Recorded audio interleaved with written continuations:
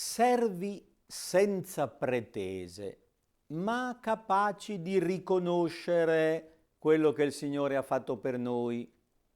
Servi che hanno gratitudine nei confronti del Signore che a nostro favore ha operato prodigi. Subito dopo il testo che abbiamo ascoltato domenica scorsa, al capitolo 17 del Vangelo secondo Luca, ci viene proposto l'episodio della guarigione di 10 lebbrosi, dei quali però uno solo, pur straniero, torna indietro a ringraziare Gesù. 10 furono guariti dalla lebbra, ma, annota con finezza l'Evangelista, uno solo è stato salvato. La tua fede ti ha salvato.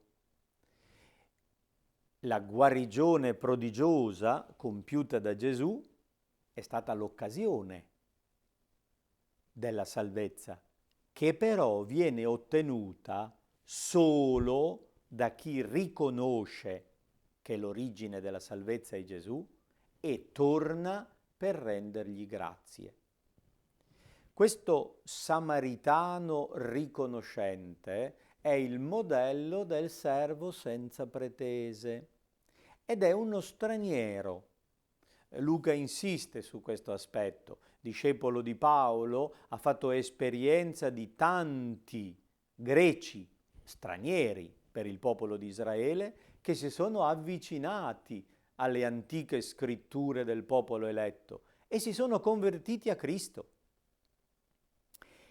Noi stessi siamo degli stranieri per il popolo dell'alleanza, eppure siamo stati evangelizzati e abbiamo avuto la fortuna di accogliere quella parola di Dio. Abbiamo accolto la proposta e ci siamo messi al seguito del Maestro, come discepoli docili che vogliono diventare sapienti. Riconosciamo quello che Egli fa per noi. La prima lettura ci propone un breve brano di un lungo racconto che converrebbe leggere per intero e consiglierei davvero di andare a cercare nel secondo libro dei Re, il capitolo 5, e leggerlo per intero, perché è una splendida narrazione in cui è protagonista un generale di Siria, un uomo valoroso, nemico di Israele, che ha fatto dei danni alla terra di Israele e ha una malattia alla pelle. Genericamente viene chiamato lebbroso. Tramite una ragazza presa schiava in Israele, viene a conoscere che c'è un profeta nel popolo eletto, capace di dare guarigione. E il generale passa attraverso il re di Siria, il quale lo manda al re di Israele con una lettera, e le autorità ritengono che sia un pretesto politico. Come si può chiedere la guarigione di un lebbroso? Eliseo sa della faccenda e fa chiamare Naaman, il Siro, e gli propone semplicemente 7 bagni nel Giordano. Naaman a questo punto si offende e ritiene con l'orgoglio nazionalista che i fiumi di Damasco siano più belli di quella pozzanghera del Giordano. Dice: se avessi dovuto fare il bagno l'avrei fatto a casa mia. Io mi immaginavo, quest'uomo uscirà, invocherà il suo Dio, pronuncerà delle formule magiche, toccherà la parte malata. Si aspettava qualche cosa di straordinario, aveva dei propri schemi in testa, lui aveva già l'idea di quello che avrebbe dovuto fare il profeta. Invece il profeta, senza nemmeno uscire di casa, gli ha detto con nonchalance: bagnati 7 volte nel Giordano. I servi gli fanno notare: se ti avesse chiesto una cosa faticosa, non l'avresti forse fatta? Ti ha chiesto una cosa facile, fidati e falla. Notiamo che in tutto questo racconto il motore della storia sono i piccoli. Tutto parte da una giovane schiava che ha la notizia. C'è un profeta in Israele che potrebbe guarire il mio padrone. E adesso sono i servi che prendono la parola e dicono al generale: e fidati, ti ha chiesto una cosa da poco, dagli retta, prova. I re e i generali non sono grandi saggi. I piccoli invece hanno quella intelligenza sapiente che permette di arrivare al buon risultato. Naaman accetta, scende nel Giordano, si bagna 7 volte e la sua carne ritorna sana. La sua pelle sembra quella di un giovanetto. Torna indietro con grande riconoscenza, si inginocchia davanti al profeta e vuole fargli grandi regali. Eliseo non accetta nulla.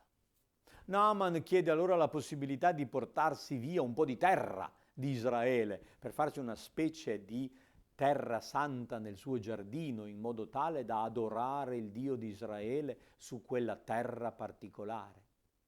E il racconto continua narrando di come il servo di Eliseo corra dietro a Naaman e si faccia pagare lui, si faccia dare i doni.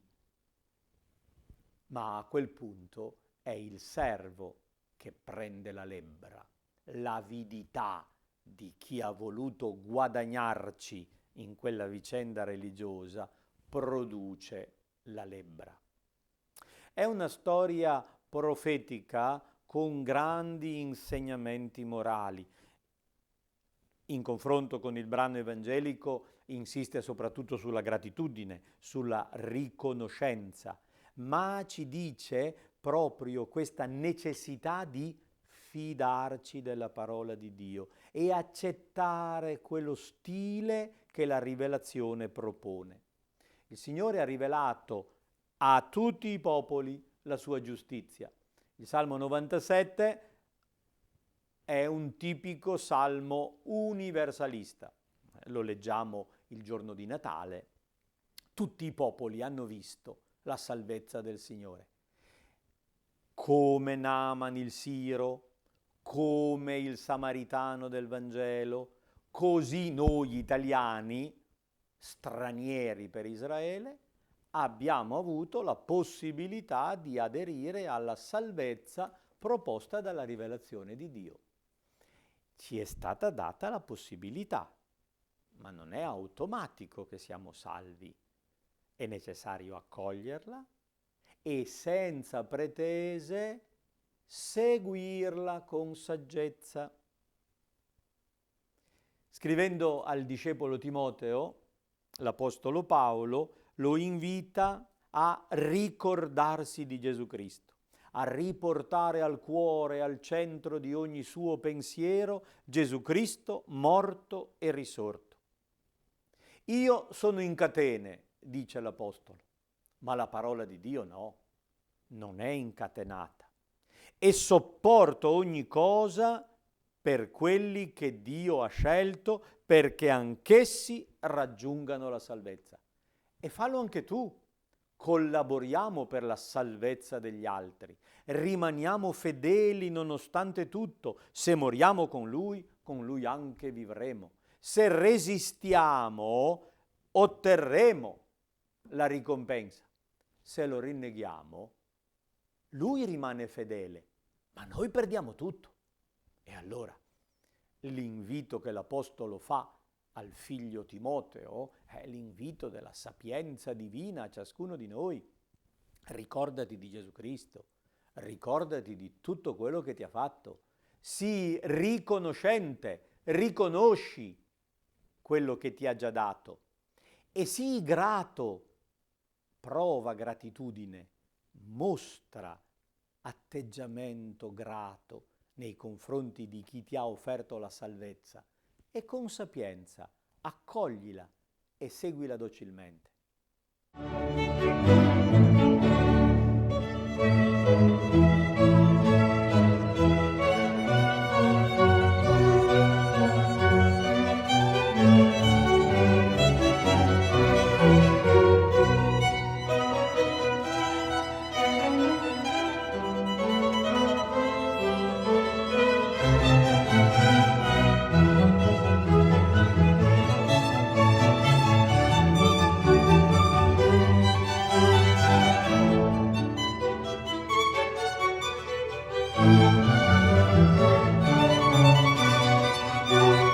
Gesù.